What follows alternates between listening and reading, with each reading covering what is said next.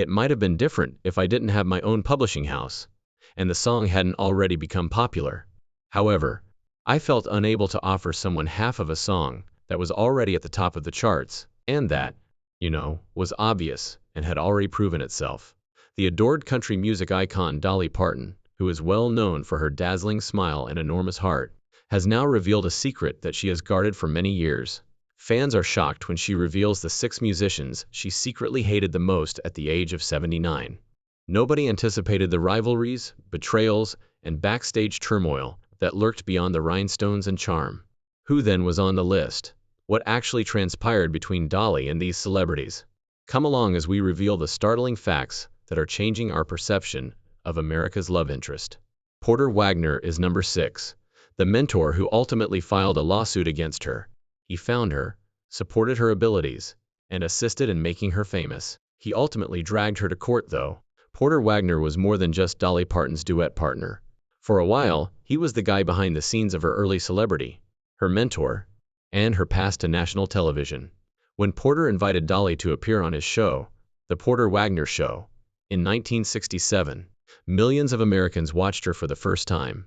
She soon won over fans with her captivating appearance, unique voice, and cozy Southern charm. Together, the two became one of the most recognizable duos in country music history, lighting up the stage and rising through the charts.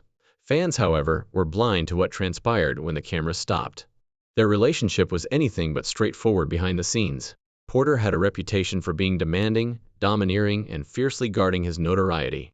Even though Dolly was a novice at first, an apprentice learning the ropes, her skill was undeniable. She was adored by audiences, and her star quickly eclipsed his. Tension resulted from such change in focus. She was no longer only the young woman he had mentored. She was starting to make a name for herself, and he wasn't happy about that. Her dreams increased along with her fame. Being a member of a duo was not all that Dolly desired. She wanted creative freedom, her voice, and her brand, but it wasn't simple to break away. Her yearning for freedom was not a career move for Porter.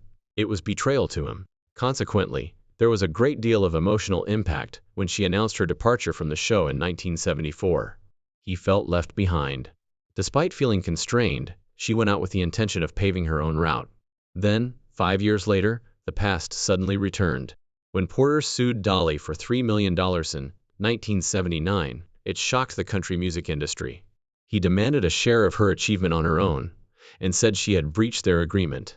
It was more than just a court case. It was intimate. It was heartbreaking for Dolly. Despite their disagreements, she had always held Porter in high regard. It felt like the biggest wound of all to be brought before the guy who had once believed in her. In her 1994 memoir, she talked candidly about the emotional toll of that period, describing how Porter's need for control and jealousy almost crushed her. However, Dolly did something that only she could do rather than snapping or publicly revealing their conflict. She wrote a song about her suffering. You Will Always Be Loved by Me. She wrote one of her most famous songs as a melancholy farewell to Porter. Despite the gentle, even affectionate lyrics, there was a very clear message hidden inside. Whether he liked it or not, she was moving on. One of the most significant turning points in Dolly's career was clouded by the litigation. It served as a sobering reminder that notoriety frequently carries costs. The wounds from that chapter never completely healed, even though she and Porter eventually made up before his passing in 2007. Dolly never complained about anything in interviews or lost her temper. However, she also never forgot the pain. A power battle developed out of what had begun as a mentoring relationship, then a fight in court. Nevertheless, Dolly maintained her composure throughout, demonstrating that she would always compose her last stanza, regardless of how unpleasant the conclusion. A fresh voice from the indie movement then surfaced, taking a whole different kind of punch. Right when Dolly thought she had moved over that pain, Jeff Tweedy, an independent rock star, comes in at number 5.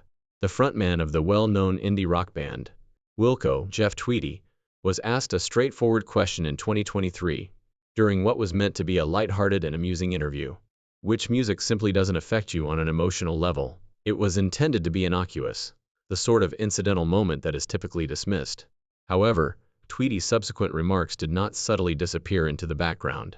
He said, "I will always love you," without hesitation. It seemed like a musical sin to many. This song wasn't your typical one. It's more than just a ballad. I will always love you. This bit of music history is legendary. Dolly Parton wrote it in the 1970s, and Whitney Houston's powerful performance made it famous. From wedding dance floors to heartfelt farewells, the song has moved people of all ages. People have a strong emotional connection to the music, frequently because it evokes lifelong memories. The blowback was swift and severe when Tweety rejected it as something that simply never resonated with him. The public didn't hold back. Pop music fans, country music fans, and even casual listeners descended on social media in a wave of incredulity. It was more than just the song to them. It had to do with the meaning of that song. People have used the words to remember individuals they've lost, fall in love, get over heartbreak, and grieve. It felt more like an insult than an opinion for someone in Tweety's position to dismiss it with such casualness. Nevertheless, Dolly Parton remained silent while the online conflagration continued. No tweets, no interviews, no cryptic remarks. She didn't try to prove a point or shoot back, but she didn't have to. Dolly has always exuded a composed assurance that makes her voice heard without having to yell. She wasn't weak by being silent. It was poised, and it spoke more than any retort ever could in its own quiet manner. Even more telling was what transpired next. Something odd occurred as Tweety got ready to release his next endeavor. It thumped to the ground. No viral moments, no media attention, and no real traction. Even the industry that used to hum around him seemed strangely silent. Because here's the reality. Fans started whispering, "Is this what happens when you take a shot at someone like Dolly Parton?" Was it bad timing, or had he touched a cultural nerve that subtly echoed back, "It is unnecessary for Dolly to curse her detractors"? Grace, fortitude, and an unwavering sense of self have been the cornerstones of her career. She has dismissed industry rejections, walked away from treachery, and responded to litigation with hits. Retaliation has never been necessary for her to establish her value. Sometimes she lets karma and her legacy speak for her. Furthermore, she had previously been undervalued. Many people attempted to lessen her influence prior to Jeff Tweedy, only to see her ascend even farther. Friends became adversaries. Critics were relegated to the background. And those who had doubts about her eventually had to face the fact that they were mistaken. "I will always love you" is something Dolly Parton doesn't have to justify. The world has it already. Linda Ronstadt and Emmylou Harris come in at number 4. These three were among the most influential female musicians. Emmylou Harris, Linda Ronstadt, and Dolly Parton. By the time the concept for a collaborative album was initially conceived, each of them had already established an iconic reputation as legends in their own right. In their ideal collaboration, fans envisioned their voices flowing together like golden strands in a tapestry. And the enthusiasm spread like wildfire throughout the folk and country worlds when rumors of the project were finally confirmed. It resembled a fairy tale with music. When three megastars come together, magic is inevitable. However, the events that transpired behind closed doors were much more intricate than anyone could have imagined. In actuality, Trio's concept had been simmering since the late 1970s, but even though they both wanted to collaborate, the moment was never right. It wasn't a lack of excitement that caused the stars to not align. Schedules clashed all the time. Creative disputes began to simmer beneath the surface, as record labels battled for control. Linda Ronstadt, who had a reputation for having high expectations, wanted the studio to be perfect. She demanded accuracy in each voice take, because she was so concerned in the technical aspect of things. Conversely, Emmylou Harris embraced the unadulterated, natural feeling of country music. She took a more flexible approach, focusing more on emotion than perfection. Then Dolly appeared, a full-fledged superstar by then, with a brand that went much beyond music. She was balancing solo albums, films, and an uncontrollably rising public profile. Even though they had a great deal of respect for each other, the three of them were unable to overcome the conflict. Dolly kept the situation undercovered and never publicly expressed her anger. Years later, however, she provided a unique look into the backstage activities. "We had 3 different careers and 3 different ideas," she said. "That one sentence says it all. But we loved singing together." It was respectful, candid, and subtly illuminating. Trio was everything and more for fans when it was released in 1987. The record became a critical and commercial favorite. In addition to selling well and winning prizes, it was a big factor in the revival of traditional harmonies. More significantly, it served as a reminder to the business that women could lead with strength, grace, and great talent while working together without competition. However, despite all of that success, Trio didn't last long. Subsequent projects were postponed. There were few reunions. In real life, it was challenging to maintain the harmony that had sounded so natural in the studio. Every woman had a unique journey, demands, and forces that drew her in different directions. A band did not start as a trio. Fans were left wanting more by this brief yet exquisite chapter in time. And something unexpected occurred, right as it appeared that Dolly was finally receiving the credit she deserved for her variety and songwriting. One of Dolly's most intimate songs was taken and transformed by a younger, international powerhouse vocalist. The tune that eclipsed her comes next. However, why did it feel simultaneously like a takeover and a tribute? Remain right here. The song that overshadowed Whitney Houston is number 3. The world paused to listen to Whitney Houston's heartbreaking performance of I Will Always Love You in The Bodyguard. Her voice soared with such real emotion and intensity that it became permanently ingrained in popular culture. The song became one of the all-time best-selling songs and topped charts in dozens of nations, shattering them in the process. In heartfelt tributes, dramatic finales, and love montages, Whitney's rendition was often used. However, as Whitney's performance gained more attention, an unexpected development began to unfold. People started to lose track of the song's original author. The song's spirit came from Dolly Parton's words and melody, which were inspired by a heartbreaking professional farewell. Her authorship, however, was forgotten for a while. When asked how she felt about Whitney's rendition, Dolly didn't lash out or grab the mic. Industry insiders whispered, did Dolly feel erased from her creation? Did she simmer in silence as her legacy was blurred? But if there were any traces of resentment, she never let them show. I cried when I heard it, not because of the money, but because it was just so beautifully done, she remarked instead. Don't confuse grace with naivete, though. Dolly may have a soft spot, but she's not a fool. At the time, it was uncommon for her to retain the song's whole publishing rights. She grinned, shook her head, and said no when producers asked her to sell those rights for The Bodyguard. She eventually invested the resulting windfall of royalties in a Nashville strip mall. Silently, sensibly, and according to her own terms, Dolly cashed the checks behind the scenes, while letting the world sing her words. The key to Dolly's resilience is her ability to maintain her composure, while maintaining her sense of dignity. Nevertheless, the conflict between respect, legacy, and fame never goes away, particularly when it originates from nearby locations. For example, Dolly was in unfamiliar crosshairs when she utilized her fame to advocate for civil rights. If you're not comfortable with gay people, you're the problem, she said, as progressives and human rights activists applauded her. However, conservative circles, which have long been a mainstay of her fan base, resisted. Facebook threads erupted in rage. Her tracks were silently pulled by radio stations. Once referred to be America's sweetheart, pundits started to wonder if she had overreached herself. Dolly, however, did not recoil. She didn't apologize for speaking up or dilute her message. She didn't back down. Then the pandemic struck. As rumors and anxiety proliferated, Dolly took an unusual action for a famous person. She sent a $1 million contribution to Vanderbilt University to support vaccine development. She wore a glittery cold shoulder blouse, rolled up her sleeve, and performed a cheeky rendition of Jolene to commemorate the launch of the Madna vaccination. It was the quintessential Dolly, endearing, carefree, and courageous. But there was backlash again. Her comments were inundated with anti-vaxxers. She was called a traitor by trolls, and rumors of conspiracy swirled. Dolly was silent, then said again. She urged her followers to have faith in science. She reminded them that she is not here to win everyone over, so they need look out for one another. She was never. Dolly Parton is not affiliated with any particular group. She is her own property. Even though she speaks softly, her silence is more incisive than the loudest screams of most people. She remembers more than just the general public. Sometime in the 2010s, a young, up-and-coming country musician made a casual comment that reverberated like a slap at a Nashville industry panel held behind closed doors. Country radio hasn't given a damn about Dolly Parton in 20 years. There was silence in the room. Nobody stood up for her. Nobody protested. Though it didn't make the news, the event spread like smoke through crevices. A few months later, Dolly received an invitation to join the same singer, who is now rapidly rising, on his surefire hit national tour. Stadiums were sold out by media gold, and she said no, Dolly.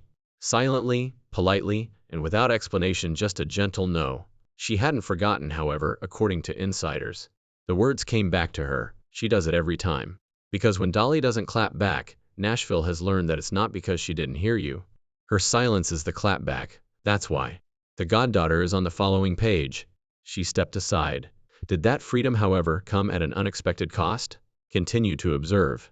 The second is her goddaughter, Miley Cyrus. She didn't simply go in a new direction. In glitter and combat boots, she burned it. Hannah Montana. The once wide-eyed Disney star Miley Cyrus did not gradually grow out of her child star persona. She blew it up. Miley wasn't requesting permission. With her wild hair, wilder performances, and a voice that got louder with every issue, she had something to say. Miley wasn't merely changing, as seen by her stunning 2013 VMA performance and her daring, boundary-pushing music videos like Wrecking Ball. She was lighting a match and sprinkling gasoline on her history. One question lingered in the air as the people gasped. What was the opinion of Dolly Parton? This wasn't your average pop star, after all. She had a goddaughter named this.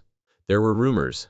Some pictured Pearl grabbing at the daring lyrics, the twerking, and the provocative headlines, while Dolly watched in silent despair. Is the queen of country music truly in favor of this cultural firestorm? She would say something, wouldn't she? She did, as it turns out, but not in the way everyone anticipated. Ever the model of grace and wisdom, Dolly never chastised or humiliated. In a 2023 interview, she disclosed, "I've told her things only a godmother can say, but I let her be herself." It wasn't a lecture. It was love with pride, boundaries, and perhaps a tinge of unspoken concern. That's Dolly's charm. Even when Miley's decisions shocked the industry, Dolly never publicly expressed her worries.